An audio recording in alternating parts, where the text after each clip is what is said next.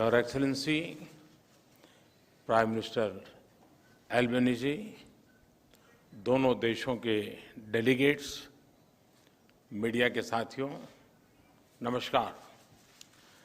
सबसे पहले तो मैं प्रधानमंत्री एल्बेनीजी का भारत में उनके पहले स्टेट विजिट पर हार्दिक स्वागत करता हूं। पिछले साल दोनों देशों ने प्रधानमंत्रियों के स्तर पर वार्षिक समिट करने का निर्णय लिया था और प्रधानमंत्री एल्बेनीजी की इस यात्रा से इस श्रृंखला का शुभारंभ हो रहा है। भारत में उनका आगमन होली के दिन हुआ और उसके बाद हमने मिलकर क्रिकेट के मैदान में पे कुछ समय बिताया। कलर्स, कल्चर और क्रिकेट का यह सेलिब्रेशन एक प्रकार से भारत और ऑस्ट्रेलिया की मित्रता के जोश और उल्लास का उत्तम प्रतीक है। फ्रेंड्स, आज हमने आपसी सहयोग के विभिन्न पहलुओं पर विस्तार से चर्चा की। सुरक्षा सहयोग हमारी कॉम्प्रिहेंसिव स्ट्रेटेजिक पार्टनरशिप का एक महत्वपूर्ण स्तंभ है। आज हमारे बीच इंडो पैसिफिक क्षेत्र में मैरीटाइम सिक्योरिटी और आपसी रक्षा और सुरक्षा सहयोग बढ़ाने पर विस्तार से चर्चा हुई। रक्षा के क्षेत्र में हमने पिछले कुछ सालों में उल्लेखनीय एग्रीमेंट्स किए हैं, जिनमें एक दूसरे की सेनाओं के लिए लॉजिस्टिक्स सपोर्ट भी शामिल है। हमारी सुरक्षा एजेंसीज के बीच भी नियमित और उपयोगी सूचना का आदान प्रदान है और हमने इसे और सुदृढ़ करने पर चर्चा की। हमारे युवा सैनिकों के बीच संपर्क और मित्रता बढ़ाने के लिए हमने general Rawat officers exchange programme की स्थापना की है, जो इसी महीने आरंभ हुआ है। फ्रेंड्स, आज हमने विश्वस्त और मजबूत वैश्विक सप्लाई चेन्स के विकसित करने के लिए आपसी सहयोग पर विचार विमर्श किया। रिन्यूएबल एनर्जी दोनों देशों के लिए प्राथमिकता और फोकस का क्षेत्र है और हम क्लीन हाइड्रोजन और सोलर में साथ मिलकर काम कर रहे हैं। पिछले साल लागू हुए ट्रेड एग्रीमेंट एकता से दोनों देशों के बीच ट्रेड और इन्वेस्टमेंट के बेहतर अवसर खुले हैं और हमारी टीमें कॉम्प्रिहेंसिव इकोनॉमिक कोऑपरेशन एग्रीमेंट पर भी काम कर रही है। फ्रेंड्स, पीपल टू पीपल संबंध भारत ऑस्ट्रेलिया मित्रता का एक प्रमुख आधार है।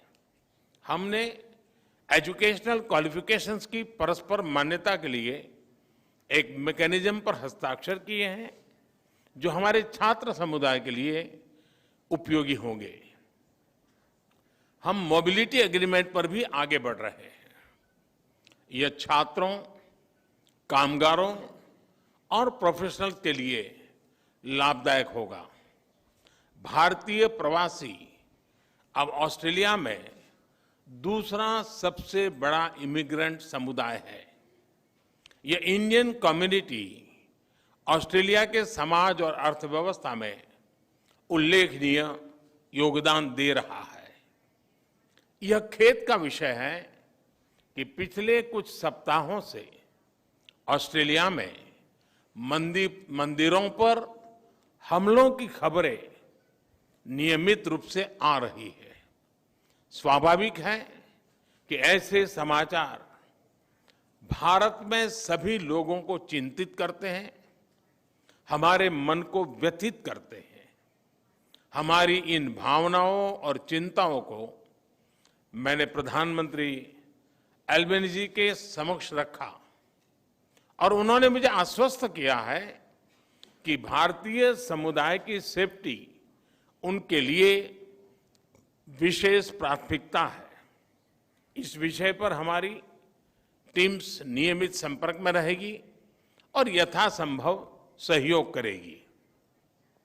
फ्रेंड्स, प्रधानमंत्री एल्बेनीजी और मैं इस बात पर सहमत है कि हमारे द्विपक्षीय संबंध वैश्विक चुनौतियों से निपटने के लिए और वैश्विक कल्याण के लिए महत्वपूर्ण है। मैंने प्रधानमंत्री एल्बेनीजी को भारत की G20 अध्यक्षता की प्राथमिकताओं के बारे में बताया और ऑस्ट्रेलिया के सतत सहयोग के लिए उनका आभार भी व्यक्त किया। भारत और ऑस्ट्रेलिया दोनों क्वाड के सदस्य हैं और आज हमने इस प्लेटफॉर्म पर हमारे बीच सहयोग पर भी चर्चा की। इस वर्ष मई में क्वाड लीडर्स समिट के लिए मुझे आमंत्रित करने के लिए मैं प्रधानमंत्री एल्बेनीजी को धन्यवाद देता हूं। उसके बाद सितंबर में G20 समिट के दौरान प्रधानमंत्री एल्बेनीजी का फिर से स्वागत करने का मुझे अवसर मिलेगा और मुझे बहुत खुशी होगी। एक बार फिर प्रधानमंत्री एल्बेनीजी का भारत में हार्दिक स्वागत है। मुझे पूरा विश्वास है कि उनकी इस यात्रा से हमारे संबंधों को नई गति और मोमेंटम मिलेगा। धन्यवाद। Thank you, sir. May I now call upon Honorable Prime Minister of Australia to deliver his remarks. Well, thank you very much, and I was very pleased to meet Prime Minister Modi again after our meetings at the G20 and the East Asia Summit last year. And I look forward very much to hosting Prime Minister Modi in Australia for the Quad Leaders Summit in May, and then returning to India in September for the G20 Leaders Summit. The relationship with India is multifaceted. The frequent high-level contact between Australia and India has further strengthened cooperation across a range of areas, including trade and investment, climate and energy, defence and security, and between the people of our two countries. Today, Prime Minister Modi and I discussed the strength of our economic relationship, demonstrated by the entry into force of the landmark India-Australia Economic Cooperation and Trade Agreement last year. This has eliminated tariffs on more than 85% of Australian goods exported to India, benefiting Indian consumers and providing cheaper inputs for Indian industry. We also agreed on an early conclusion of our ambitious, comprehensive economic cooperation agreement as soon as possible, and I'm hopeful that we'll be able to finalise that this year. This transformational deal will realise the full potential of the bilateral economic relationship, creating new employment opportunities and raising living standards for the people of both Australia and India. In recognition of a unique part of our bilateral economic relationship, we also discussed the potential presented by the India-Australia Audio-Visual Co-Production Agreement that has been exchanged here today. This agreement will support skilled jobs, creative exchange and the development of screen projects of cultural significance in both countries. Prime Minister Modi and I also discussed the urgent need to address climate change and support the implementation of the Paris Agreement. I am proud of the existing cooperation between Australia and India on solar and hydrogen, two technologies that are critical to our energy transition goals, and the opportunities for us to work more closely to secure critical mineral supply chains. I'm pleased that today we have exchanged terms of references for the Australia-India Solar Task Force and are able to announce Australian solar expert Professor Renata Egan and eminent Indian scientist Professor Anil Kotantharil as task force co-chairs. The task force will provide our governments with advice on opportunities to accelerate solar PV deployment and enhance supply chains. I welcome significant and ambitious progress under the defence and security pillar of our relationship. Prime Minister Modi and I discussed the increasingly uncertain global security environment and committed to strengthening the Australia-India Defence and Security Partnership to address shared challenges and work towards an open, stable and prosperous Indo-Pacific. I welcome increased defence information sharing between Australia and India, including in the maritime domain. We also discussed Exercise Malabar, which Australia is honoured to be hosting this year. In recognition of the strong education links between Australia and India, I welcome a new agreement to support the mutual recognition of Australian and Indian education qualifications, and am keen to further expand the presence of Australian universities here in India. I am also pleased to report that officials have made significant progress on a new migration and mobility partnership arrangement.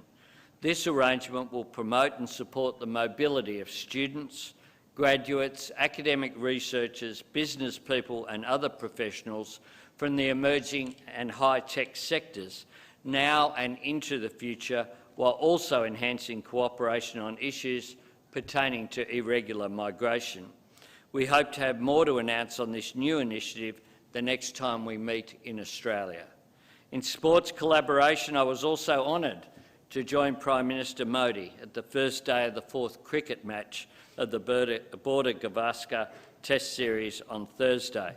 And it was also a great honour, I must say, Prime Minister, to meet Sunil Gavaskar, VVS Laxman and other legends, including Harbhajan Singh, yesterday.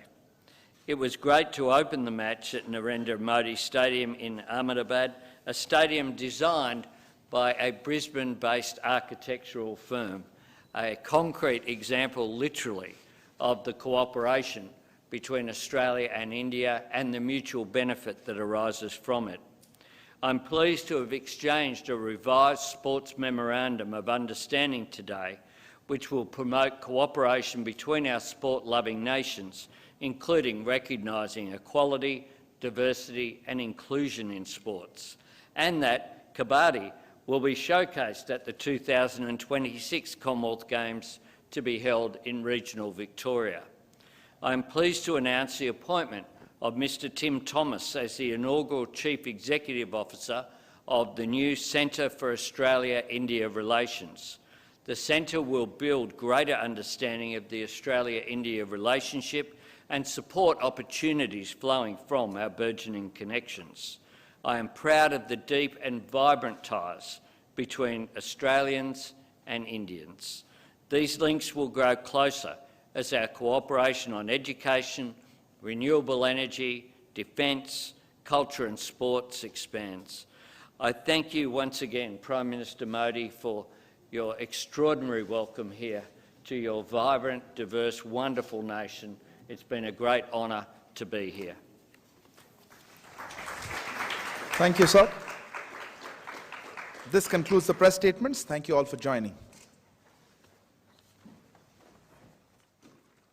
ये तस्वीरें देख रहे थे Hyderabad house से, जहां भारत और Australia के प्रधानमंत्री संयुक्त बयान जारी कर रहे थे।